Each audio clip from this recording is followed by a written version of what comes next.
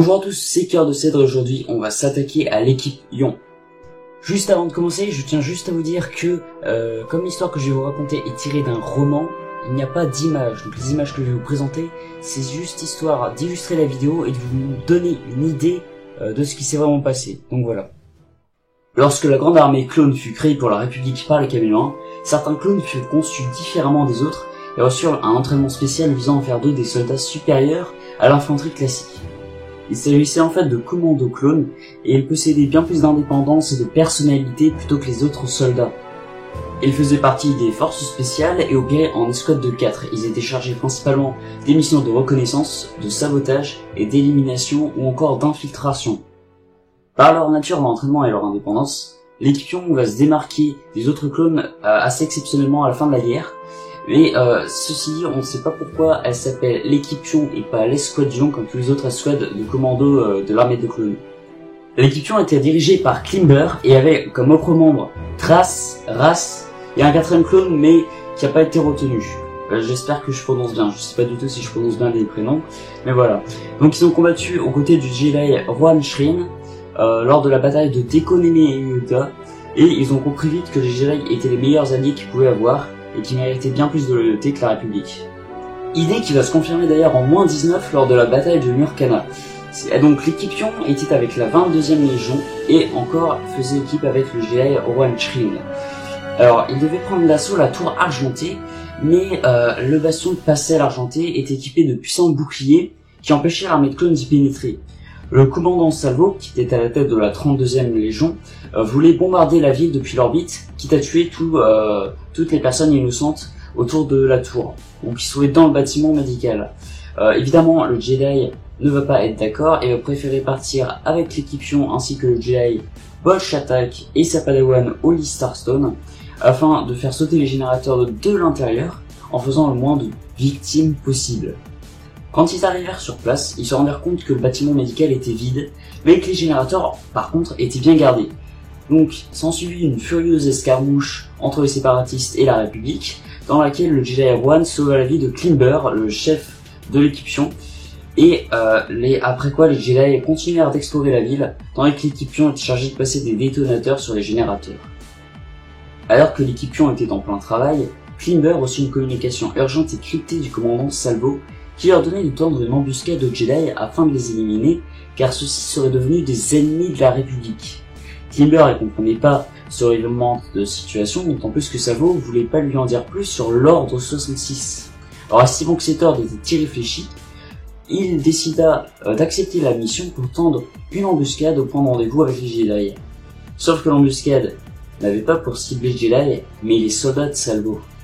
Lorsque les 3 Jedi arrivèrent au point de rendez-vous, ils trouvèrent louche un peu l'absence d'activité, et ils virent avec surprise arriver droit sur eux le commandant Salvo ainsi que ses hommes de la 22e Légion. Avant que l'un ou l'autre des camps n'ait eu le temps de faire un seul mouvement, l'équipe Lyon s'était cachée, fit sauter les détonateurs à charge électrostatique qui paralysèrent les clones de la 22e. Klimber informa alors les Jedi de la trahison de la grande armée. Salvo, lui, insistait au changement de camp des commandos et les menaçait d'exécution s'ils n'accomplissaient pas la mission de l'ordre 66. Klimber lui expliqua qu'il était complètement stupide de se retourner contre les Jedi et que l'icône devait servir la République, et non le chancelier seul. I am the Senate. Les 3 Jedi en profitèrent pour s'enfuir et s'éloignèrent assez des clones avant que leurs armures se réinitialisent. Aidés par les renforts, les clones se lancèrent à la poursuite des Jedi, ainsi que l'équipe Lyon, car malgré leur désobéissance, ils se devaient de ne pas tenir tête à Salvo. Cependant, les 3 Jedi ne furent pas retrouvés et Juan Shrin connaissait très bien la planète. Salvo était furieux envers l'équipe Lyon, mais il avait du respect envers les commandos et leur promit de ne rien dire s'il retrouvait les chevaliers Jedi.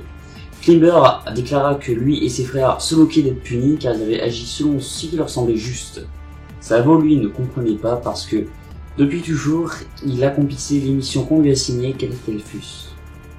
Salvo fit alors son rapport qui arriva jusque l'oreille de l'empereur Palpatine, qui décida d'envoyer Dark Vador, son nouveau bras droit, afin de montrer à la grande armée tout entière qu'aucune désobéissance ne serait tolérée dans l'Empire. Dark Vador se rendit alors sur Murkana et demanda directement à voir les 4 membres de l'équipe Lyon qui vinrent se passer devant lui. Et Vador leur expliqua qu'aucune rébellion ne serait autorisée.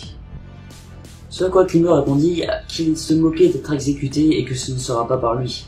Vador alluma alors son sabre, ce qui provoqua une réaction armée des commandos qui se mirent à lui tirer dessus.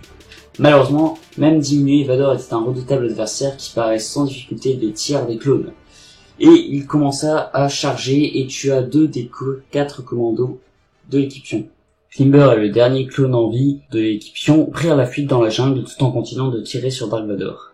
Le Jedi Bolch Shatak qui était caché non loin était enragé à la vision du site et redevable au clone de l'équipe Pion. Il chargea alors Vador mais mourut très rapidement.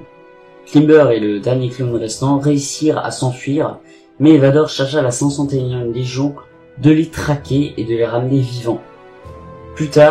Bien plus tard, il fut retrouvé par le commandant Apo et fut envoyé à la prison de Hagan 9. Quoi qu'il en soit, ces 4 commandos restèrent dans l'histoire comme les seuls clones ayant refusé d'exécuter l'ordre 66.